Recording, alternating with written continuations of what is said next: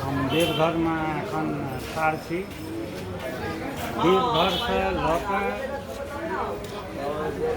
जनक नंदिनी जानकी के स्थान जनकपुर तक जे मिथिला नगरी है, एक समय में एक भौगोलिक, राजनीतिक, भाषाई, सांस्कृतिक, शैक्षणिक एक परिवेश रहे। लेकिन आइ मात्र सांस्कृतिक और भाषाई परिवेश दूरी के रह गए हैं देवघर से जनकपुर तक। एक कारण भेले एक तो अंग्रेज शासक एक समय में ले जो बहुत रास मिथिला के तोड़ के नेपाल के अंदर में दऽ देलकै।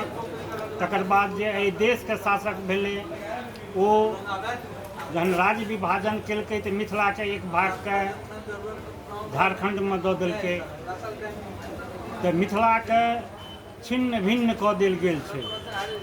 अभी वो परिवेश जे रहे जैमे ई पूरा भाषाई, सांस्कृतिक, भौगोलिक, राजनीतिक, सांस्कृतिक, साहित्यिक सब परिवेश एक रहे, ओकरा एकता बनबऽ के छै। ओहि वास्ते पृथक मिथिला राज्य जरूरी है और सरकार के सुनऽ पड़ते। आइ नहीं काल्हि ई बन के रहते या आइ तो हम देवघर बाबा स्थान में घोषणा करै छी। जय बाबा, जय बाबा, हर हर महादेव, हर हर महादेव, हर हर महादेव, हर हर महादेव।